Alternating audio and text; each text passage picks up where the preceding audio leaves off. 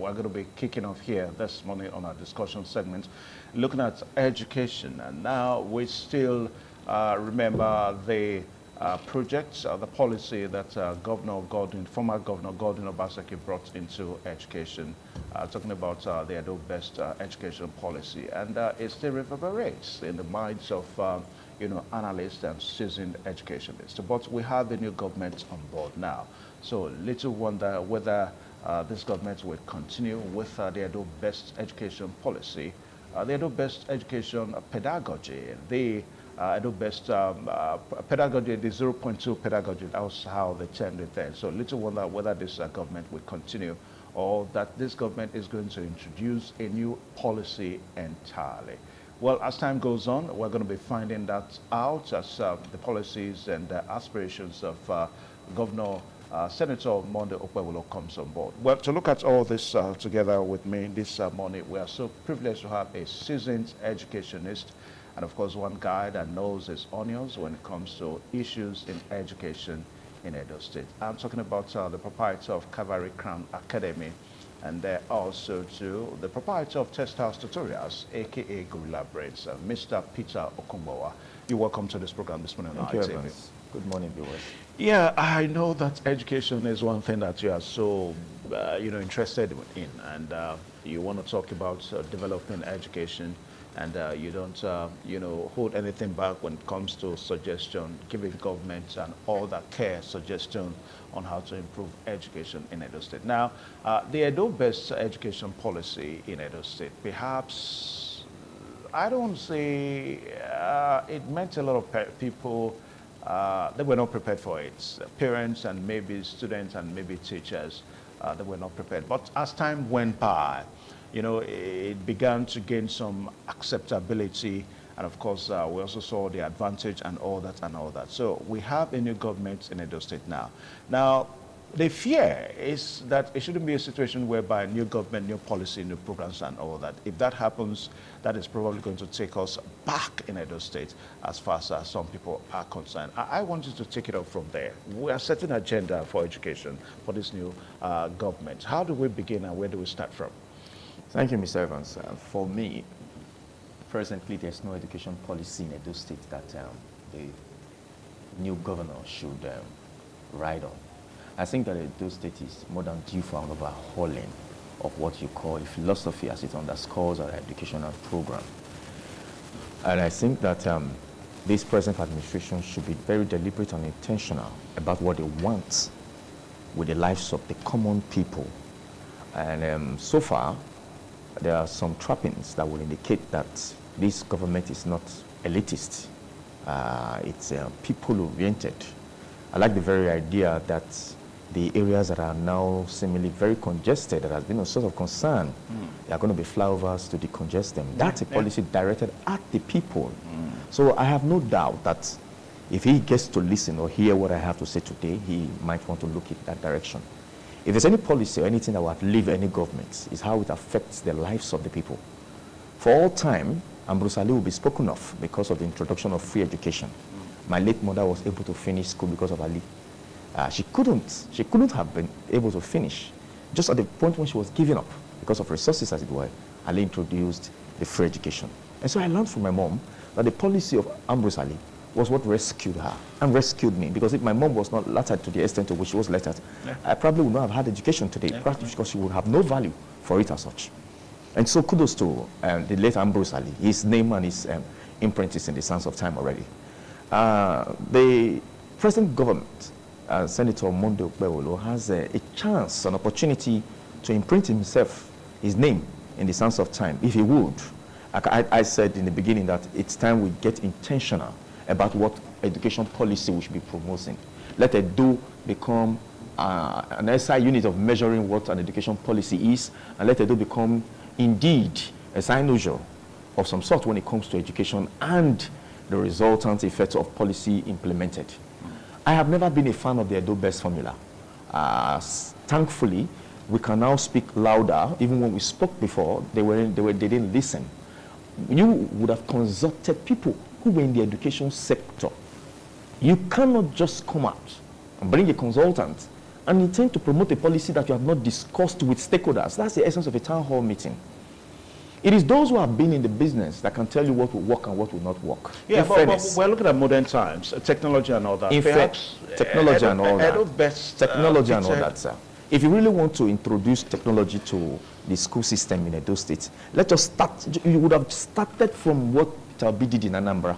Let all public-owned schools have ICT laboratories. Do we have ICT laboratories in our school?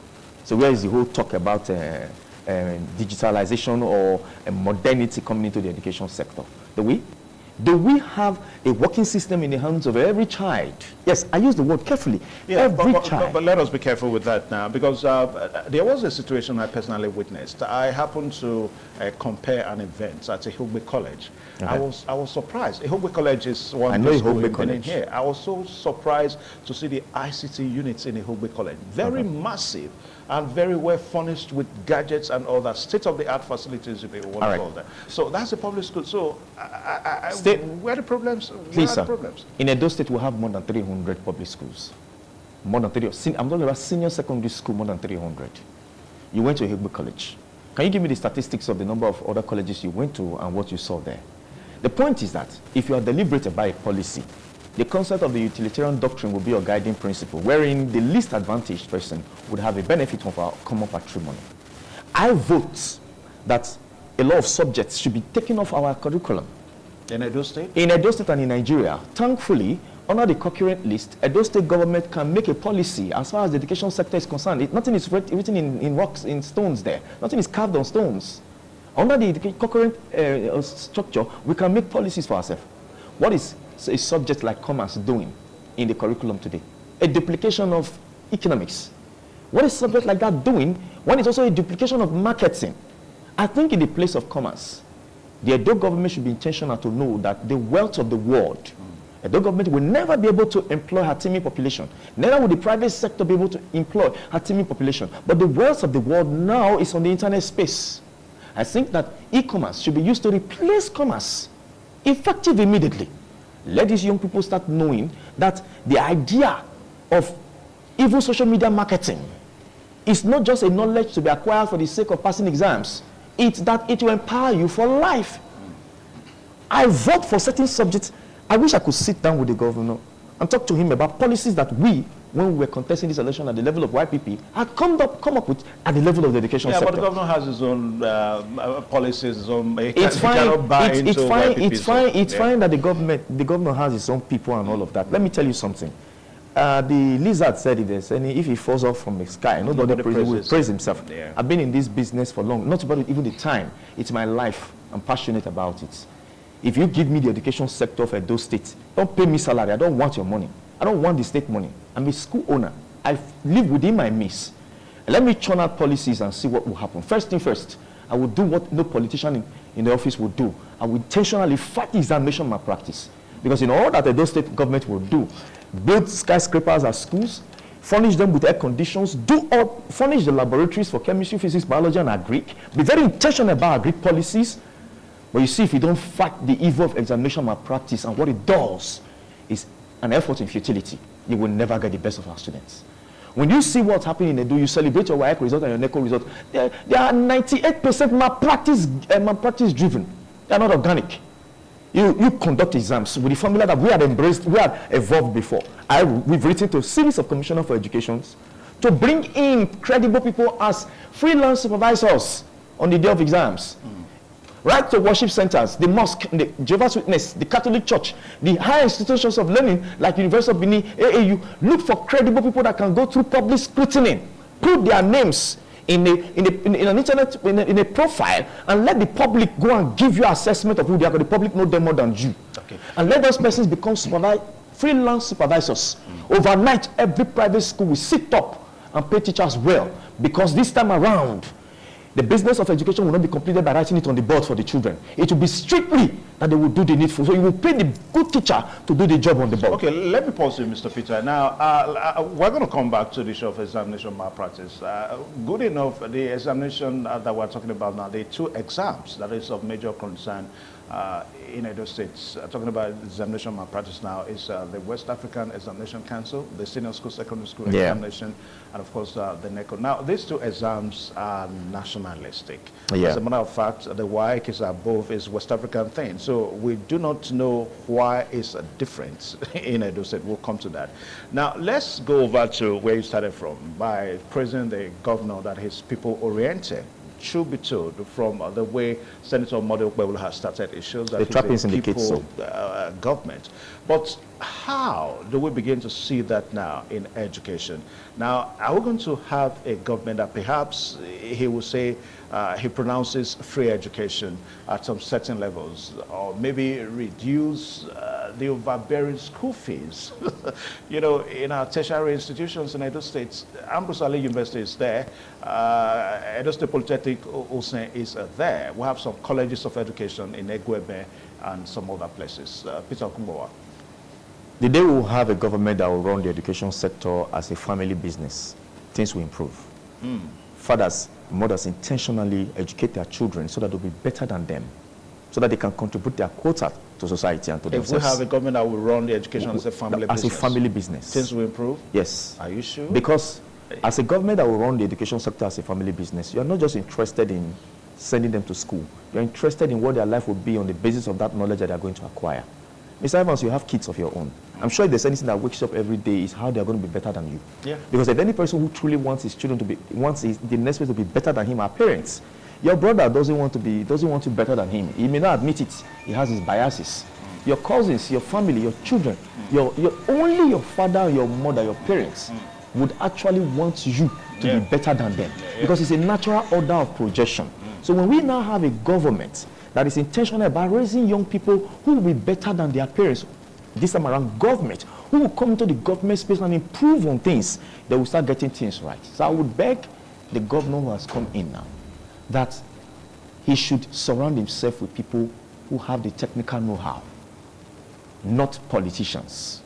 There are certain parastatals, there are certain offices that should not be politicized. Yeah, when you talk about the technical know-how now in education, perhaps it may take us back, because that was the technical know-how that former Governor Godwin Obaseki tried to bring into education. I mean, by introducing the Edobest pedagogy. We're talking about technology now, bringing technology into education. There is room to improve. In every system, there's what you call the outer and the inner.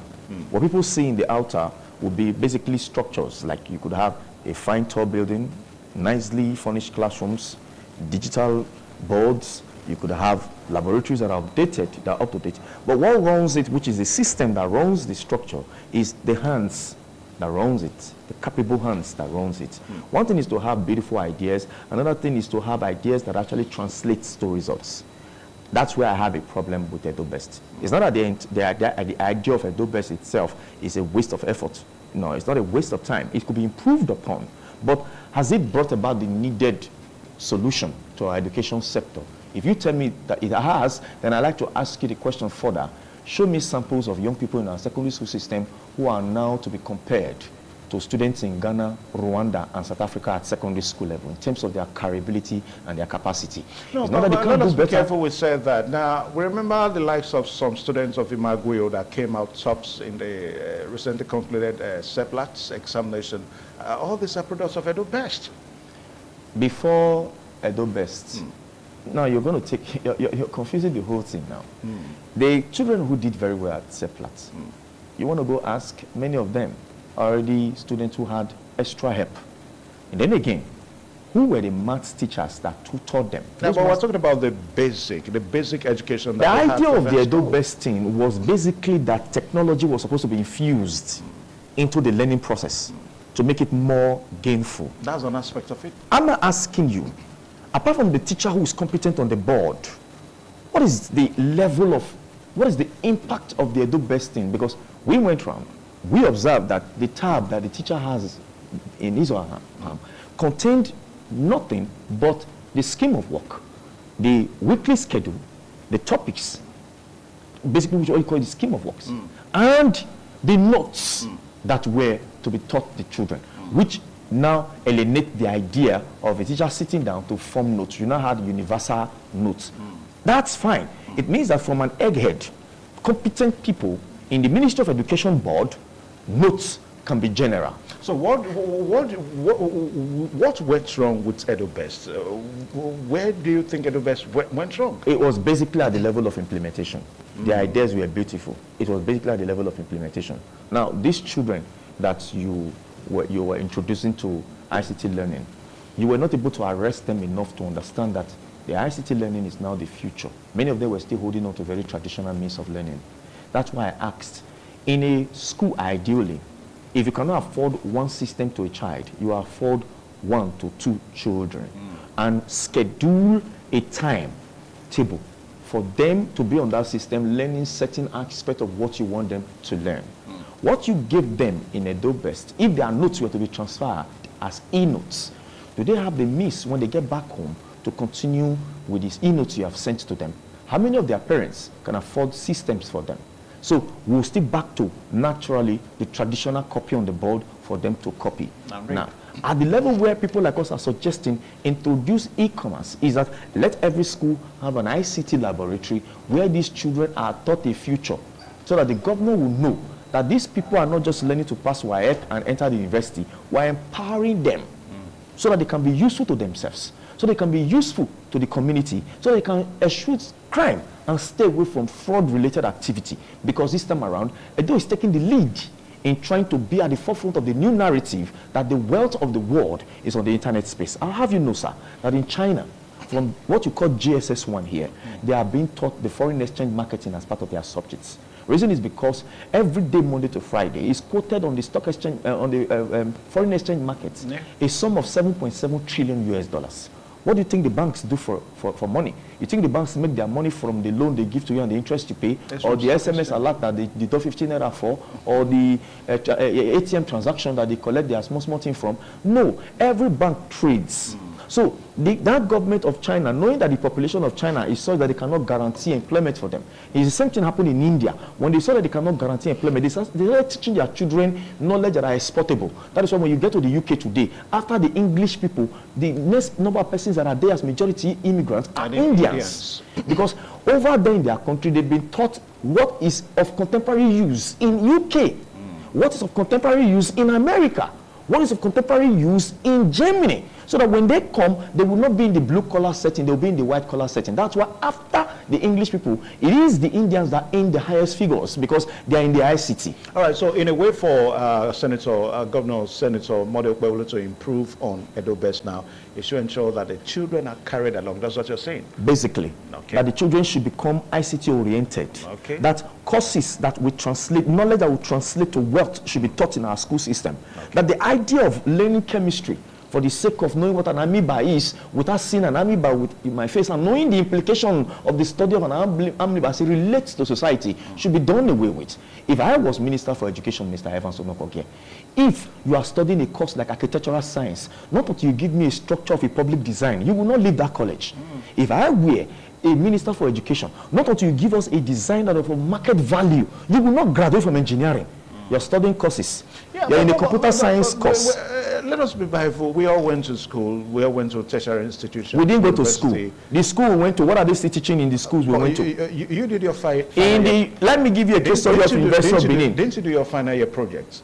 I read philosophy. You did your final year project? As a philosophy student in my first discipline, it is my business to interrogate issues at the ideational world, and that's what I did. Yeah, but my business is not practical in the sense of it. Did you do your final year project? Of course I did my final year project. What you call final year project in our school system today, sir?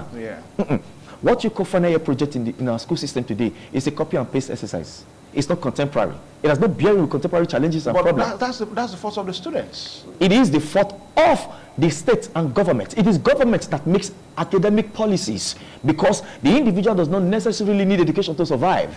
Education is as a result of societal development and growth. It is society that needs education to survive, not the individual person. I can choose not to go to a formal school of learning, and I will still survive on the basis of a skilled or what you call on a skilled labor. I will still be able to. But society cannot advance in the area of what you now have today as technological advancement in medicine, in engineering, in nursing, in other aspects of life, without educating the people intentionally. So it is government policy. That's why it's government failure, never the individuals. Because in every sane society, you are not going to educate every person in a particular discipline. If all of us are to go into the white-collar job system, how many of those will do the blue-collar job that are also part of our necessary part of our lives? So government has to be intentional to know exactly what they want. For example, when you train medical doctors and nurses in Nigeria, they are looking to Japa. Why? Because of the economic value, the situation. Thank you. And all that. And the rest of us that are left here, who takes care of them? I lost 2 parents to medical malpractice. I lost 2 parents to people who were not actually professionals, consultants. When I rushed my mother to UBTH May 16, when she gave up the ghost this year, it was my classmate in Uniben, when we were in the first degree, that later went to study medicine, that was handling my mother. I could imagine that this guy has not garnered the experience as such to be a consultant, but it was the main guy who was handling my mother. What happened to the seasoned doctors that UBTH had at some point, wherein we used to have glories abroad about inventions? Most of them have Jackpot. So not only government now intentionally promote a policy that will enable them stay. The Jackpot syndrome just started. Okay. All right. So, beautiful one. Perhaps Senator Okpebholo, we started from Edo State because the Jackpot syndrome in Nigeria is a big problem today. Yeah. So, maybe the senator may just implement a policy that will make those educators to stay back. Now, let's go back to something that you said that is of concern to me and perhaps to most parents out there. The examination malpractice phenomenon is a phenomenon now that seems to have come to stay. We don't want that. Now, the 2 exams we're talking about now, the May, June examination, the senior secondary school examination, final year examination, and of course the NECO examination. Now, what is really happening in Edo State? It looks as if in Edo State it is different. What are the issues? Is it that the government has not been able to arrest the situation, or that the government is not willing? We have a new government in Edo State. Let's begin to address this issue. Peter Okpebholo. I think that it's not much of the willingness as much as it is that the lack of the implications of these things and the lack of its awareness. I was speaking to Professor Fitz Osadolo some years back, and he was shocked to find out that schools are doing malpractice. I'm like, are you serious? A professor of law in University of Benin, you don't know these things happening at secondary school level, because where he now plays is a bit distinct from that profession at the secondary level. His hope is that such are not happening because perhaps he is not a product of it. You cannot tell a man who is a product of a sharp means not to turn his eyes. You get me? But I also believe that from a rotten yam, a fresh yam will start. There are people who know what passion is, even when they are not a good example, a good moral example of what that passion is. And I think that in our education sector, all of us must know, go after the blue-collar jobs. I think that the moment we start finding out where our strengths and weaknesses lie, we can situate our interests in what we can do and be happy about our lives. I think that this dependence on paper qualification is why people are now compromising, as it were, because in the university admission, for example, in College of Medicine for University of Benin, for example, because of the traffic of people applying to study medicine and the carrying capacity of the School of Medicine, they now said that if your WAEC result is not in one sitting, you cannot apply. Oh, really? Yes, that's the latest development now? It's not really latest. It's been there like 5 years back. Not 2 sittings anymore? Yes, it's been there like 5 years back. So if you have 2 sittings... You mean in Uniben? In University of Benin. Oh. If you have 2 sittings, you cannot come into medicine. Why will Uniben be alone on that? I'm not saying... We're going back to the same issue on dependence of paper qualification now, which is that... But for them, I think the reason why that policy came to stay is that the number of persons applying to study medicine in University of Benin, you have to do something about it. Anyway, we're going to do our findings to that. Let us be careful. Oh, please, you could. You can call the PRO of the institution, you can call the vice chancellor of the institution and ask, and just talk, you can call the admissions officer of the university and find out what I just told you. I'm a player at the level of pre-university tutorial, and I handle admission consultations for parents and people, so I know exactly what I'm telling you. Yeah, but what about if the case is that they give preference to such students? Instead of saying that if you don't have it in one setting, maybe they give preference to students, candidates that have their result in one setting. Don't you think that's the situation? Like I said, it's the traffic. That is a policy now to control the traffic. So the number of persons who have in one sitting, as opposed to those who don't have in one sitting, would eliminate those who have their house in 2 sittings. Anyway, let's come off that now. Like I said, we're also going to do our investigation on that. So I'd like you to do that. All right. Now, back to the issue of malpractice. Thank God you are you're a player in the system and all that. I mean, a proprietor of Calvary Crown Academy. and test house tutorials, aka gorilla breaks. Now, what is the problem with malpractice in Edo State? The problem is because it's paying. There's a lot of money in it. So if you cannot do Yahoo Yahoo, that's another way of Yahoo Yahoo. If you cannot do ritual for money, that's another way of making a lot of money. So are you trying to say that most school owners probably going to... I'll tell you, 98% of schools in Edo State are involved in examination malpractice, from primary school to JSS3 exams to senior secondary school exams.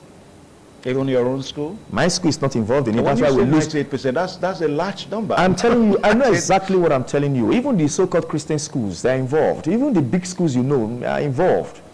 My school is not involved. That's why I lose students in SS2. There are schools in Edo that I know that are do not involve in malpractice.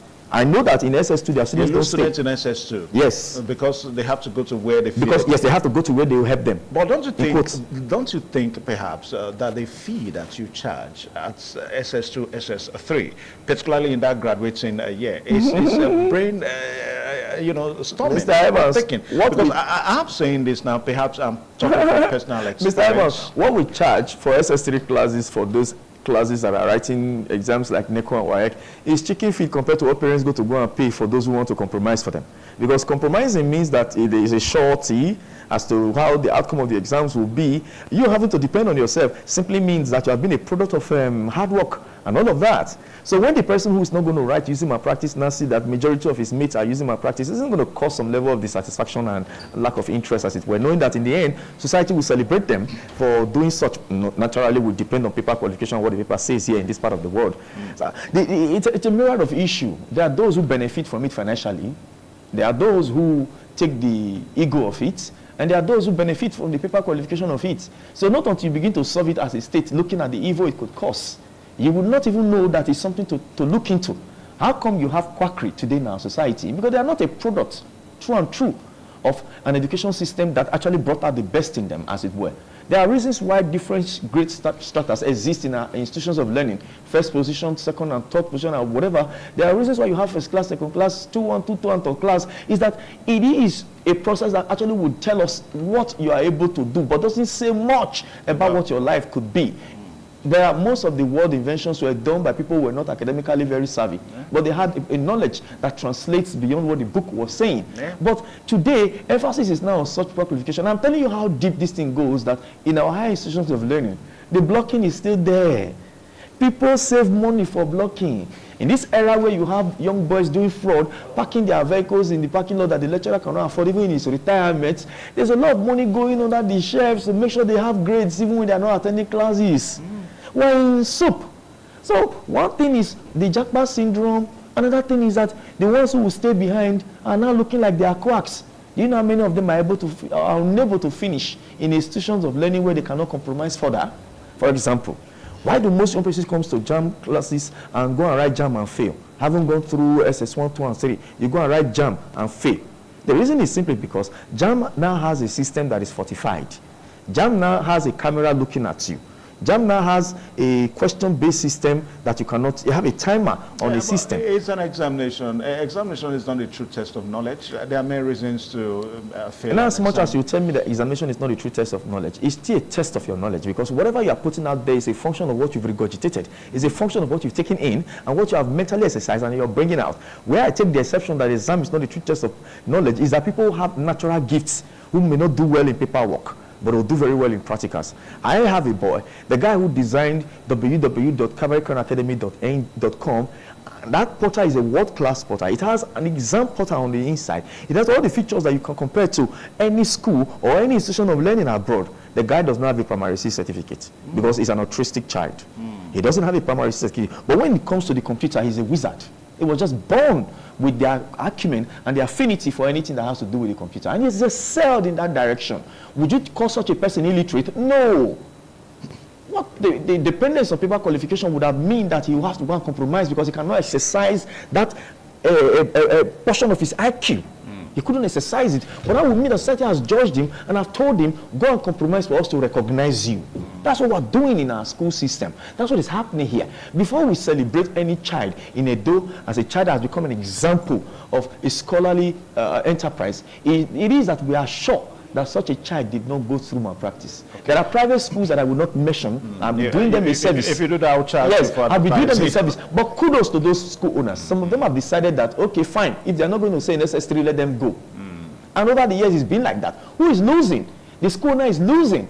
But you know, the amazing part of it, who procures this malpractice for these children is their parents that gather the money and procure the malpractice for them. I know of a school where examination malpractice money, they start paying it from SS2 because it's very big. So they start saving towards it. I know why the parents will save towards it, because the other ones who went through, they came out in flying colors. Yeah. All right, so viewers out there, in case you've just joined us, the program is this morning on ITV, and good enough, we are taking off our discussion from beginning this morning, looking at the education sector, brand new government in Edo State, there's no doubt about that. So we also, as a station, intend to look at all these issues and see how we can have a new beginning in Edo State. Now, good to know that I must talk about some certain individuals. We had a one-time Commissioner of Education in Edo State, in the person of Barrister Washington Osifo. Now, there was a day that ITV's camera caught him in town. Yeah. He had to go to see schools that they have the appropriate approval of government, and they were running a school. Those are the kind of schools that are engaged in some of these issues we're talking about now, examination malpractice. Now that we have a new government in town, now should we go back to that era whereby the state government sets up a task force to see to quacks in the education industry in Edo State, Peter Okpebholo? We'll be careful somewhere around there, because under the Ministry of Education, schools are categorized into category A, B, and C, and D. A school in the rural area is not going to be categorized as A and B. It depends on structures. The most important thing is that it's learning happening there. Is government policy directed in a way and manner that whatever product is produced from there passes exams or naturally without being compromised? Because in the end, when we now say there has to be a standard that has been set for all to meet, it will simply mean that some people can no longer operate schools, and those who cannot afford for the big standards, because government cannot come and feed school fees for private schools, you know, those who cannot afford such tuition will now go home, or they have no choice but to go to public school, even if they don't want to go to public school. But I think that in the end, it's a proverbial case of fence for good climb. If the government schools were up and doing, I think naturally parents want to take their children to government schools, knowing that indeed, supposedly, the better qualified teachers are there. The state schools set the paradigm, set the standards for the private schools to follow. But how has that been in the past 8 years in Edo, when our teaching institutions for teachers was shut down, when the College of Education that used to churn out teachers was shut down? Do you know why there was shortage of manpower at the level of teaching in public schools? It's not because there were not readily available teachers. It's that most of those persons who have been trained have found engagement doing other things. Then the private schools actually got the worst hit for qualified teachers, because the training institution for teachers did not exist for almost 6 years of an 8 years administration. We knew that those who were teaching were not those who were trained to teach, but there were those who were graduate in a related field. So how have you guys been operating? Perhaps overloading? Oh, I could employ somebody who read engineering, to teach mathematics? Yes, maths and physics. Yes. Engineering. He's a graduate in engineering. Yes. He teaches mathematics. And physics. He teaches physics. Yes. He teaches further maths. Yes. Then, of course, maybe he teaches one of that. That's about 4 subjects. I'm not talking about one person doing all of this. I'm saying somebody who read mechanical or electrical engineering, who is very good at calculations. Yeah, the reason why I'm asking this now, Peter Okpebholo, because I know most private schools, they are guilty of this. They are understaffed. So when they have the qualified ones, it's a case of one person does almost all, and that becomes too much for such as teachers. Well, I think the problem will still boil down to parents. Why would I want to have my child in a school that hasn't got the complete hands or hasn't got the hands to do the job? Is that in the end, what counts is that they're going to put it on the board for my child, and it's going to come out in flying colors. All of these things still boil down to government policies and government intentions about as far as education policy is concerned. If you want to make strict policies for our education sector, your first problem will be those politicians who own schools. Yeah, it'll be your first problem.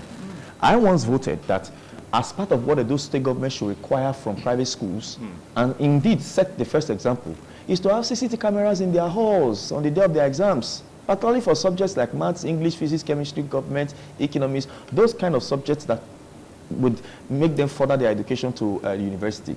I spoke with Dr. John of Yahweh. There is no commissioner of education that I have not spoken to on these issues. Yeah. You can ask Barrister Washington Osifo. When I met him in his office many years back, we spoke about these issues. He told me one thing.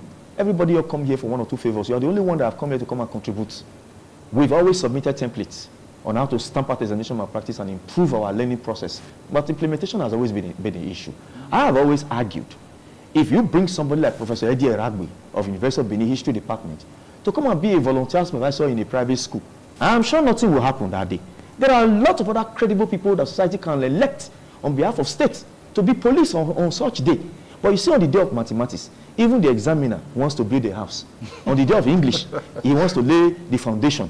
On the day of physics, he wants to add blocks to blocks. On the day of chemistry, everything is commercialized. And candidates and parents are so desperate on such days. Oh, listen to yourself, Mr. Evans. If you know what happens in the examination halls on such day, you will know that we are not intentional about the growth or the academic growth of our children. I have 5 biological children of my own. I was raised by a seasoned examiner. My late mother was the head of exams and record WAEC Benin before she retired. My mother will tell you, keep writing it. Before you write it up to 10 times, we'll find 2 results we can combine to give you a safe haven. Peter Akumbawa, in our own time, the attention was on make your 5 credits from sitting. No, Mr. Evans, in our time, sir, the reason why many of us were able to go to school against all odds is that those who constituted mentors for us were professionals.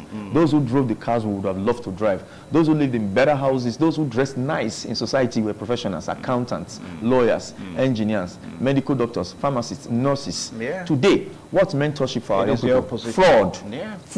Fraud is the mentorship for our young people. So the government has to be intentional about policy. Edo State has to know what are we, in all of these subjects we are doing, what is Edo State going to be trading with the other states of Nigeria, with the outside world. And I vote ICT. Yeah. I vote ICT. Because today, everything is now going to that direction, sir. Okay. Do you know that the least you can acquire on the roadside is to be an expert in social media marketing? Because every business now needs a social media presence. If you bring that into e-commerce in schools, you are educating these children on a subject that has a financial bearing already. Let us say, still at secondary school level, their minds have now begun to be impregnated by the idea that their life is not going to amount to nothing. When you are studying certain courses in Nigeria, only you and I know that. But what we're saying basically here is that this new government in Edo State now should improve on the Edobest pedagogy in certain ways. Government is to continue. You shouldn't scrap it.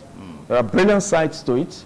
What you should do is to refine it, to suit a better understanding and to suit a better and a contemporary need. And that simply mean that it should be criticized. That policy should be criticized. Does it deliver to the child of the nobody? Any policy that delivers to the child of the nobody delivers to society at large. That's what I'm saying. Deliver to the children of the nobodies. So that if my child in J1 is learning foreign exchange marketing already, that child already knows that he doesn't have to do fraud. That child already knows that going forward in my life, I can be better at this. Do you know not every young people you see driving these heavy cars are fraudsters?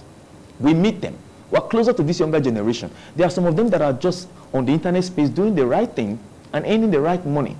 I know of a boy, as we speak, K&K just approved his project and they are funding it to the tune of $500,000 US. That's a boy who's just about 28 years old. He's been on it. You get me? Now we will begin to let our children know that the wealth of the world, the Western world, the Scandinavian world, Europe and America, is in the ICT space, which is a numinal world, where all will be rich in the future. All right, Peter Akumbawa, I want to say very big thank you. Thank you so much for coming on the program today. We just pray that the new governor, Senator Okpebholo, hears all the suggestions and all the things that we have said on this platform, because there is a dire need for us to change the narrative in education in Edo State. And once we get it educationally, am I right to use that word? Once we get it from education, then of course the ills of the society would have been solved a great deal. Peter Akumbawa, thank you so much. You're welcome. Peter Akumbawa, the proprietor of Calvary Crown Academy and Test House Tutorials, aka Good Lab Brains in Benin City, there.